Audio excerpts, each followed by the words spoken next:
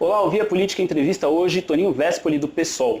Para você que não acompanhou as últimas entrevistas, dê uma olhada no site. Entrevistamos a Soninha Francini e Ricardo Yang, da Rede.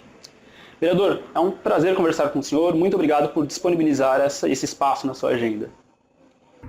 É um prazer estar aqui conversando com vocês. Eu acho que qualquer questão que consiga fazer essas casas ser um pouco mais transparente, que as pessoas se apropriem do que aconteça aqui, né? E por conta disso começa a participar, é muito importante. Bacana. Vereador, eu quero começar já perguntando da eleição, do pleito.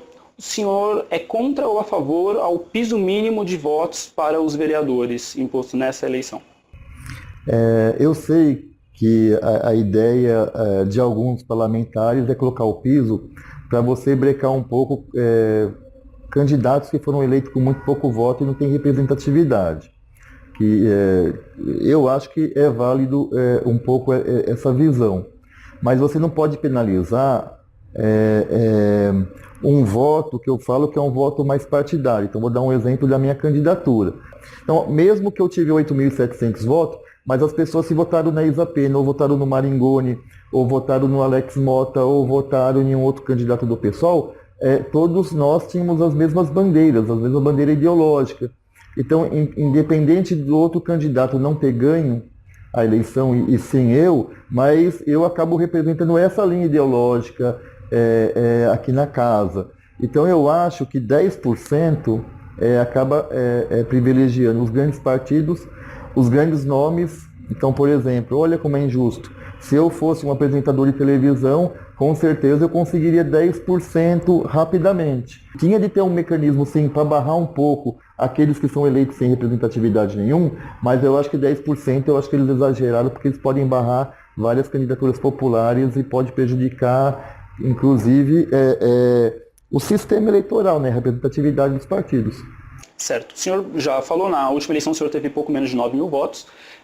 O senhor teme nessa eleição não ser eleito por conta dessa mudança na legislação? Eleição é uma caixa de surpresa, eu sempre falo isso, é tudo um risco, né? Particularmente da gente, a gente acha que vai ter mais que 10.000 votos, até porque a gente chegou perto disso da outra vez e hoje a gente tem um trabalho que não é mais na região, é na cidade de São Paulo, né? Mas é claro, a eleição é uma caixa de surpresa, tudo pode acontecer. Ainda em relação a essa mini-reforma, outra alteração que foi feita foi a retirada do tempo de televisão dos vereadores. Então, o programa eleitoral se dedicará exclusivamente ao cargo do executivo. Qual será a tática, qual será a ideia do PSOL? O PHS vai apenas apontar a legenda, votem na legenda. O PSOL vai mostrar os seus candidatos ou indicará voto na legenda? Então, a gente ainda está decidindo isso melhor, apesar que já tem que fazer as gravações, mas a ideia que estou sentindo de consenso de uma grande maioria é a gente mostrar todos os vereadores do PSOL de uma única vez.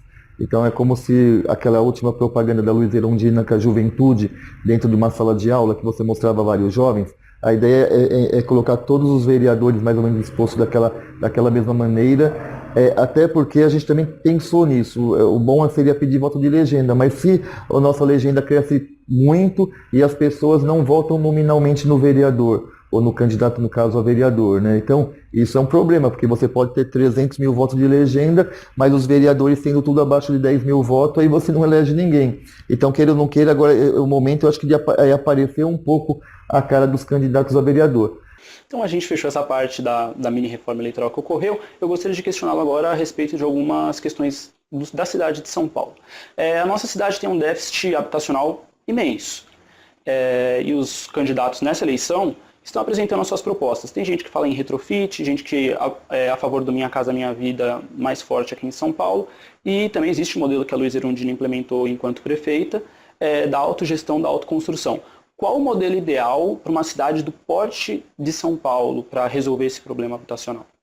Então, primeiro eu acho que a gente tem um problema na cidade que é a questão de orçamento.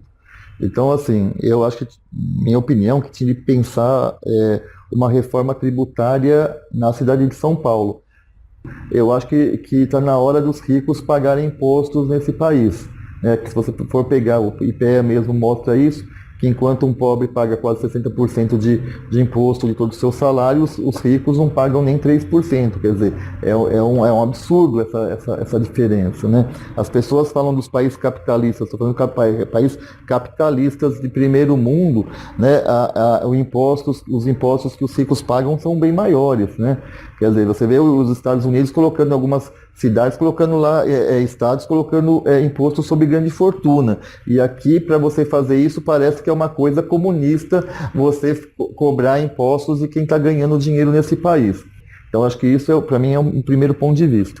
O segundo ponto de vista, eu acho que numa cidade como São Paulo, você não dá para ter um modelo único, né? Eu acho que você tem alguns modelos importantes. Eu acho que a questão da Luísa, eu acho que mostrou um modelo bem interessante, que é a questão dos mutirões. Se você for pegar mesmo a Minha Casa Minha Vida, que é feito pelas empreiteiras, e a Minha Casa Minha Vida pelas entidades, o mesmo valor, o pessoal da Minha Casa Minha Vida entidades consegue fazer com o mesmo valor de dinheiro uma casa 20% mais ou menos em média maior do que as empreiteiras fazem. Mas é igual você falou, pega a cidade de São Paulo, não dá para ter um único modelo, e você também não tem as pessoas disponíveis, né, para todo sábado e todo domingo estar ali fazendo construção em mutirão. De repente, eu quero entrar em um grupo desse para construir a casa em mutirão, ou de repente eu também não quero. E eu acho que aí tem que se propiciar outros modelos de construção de habitação na cidade de São Paulo.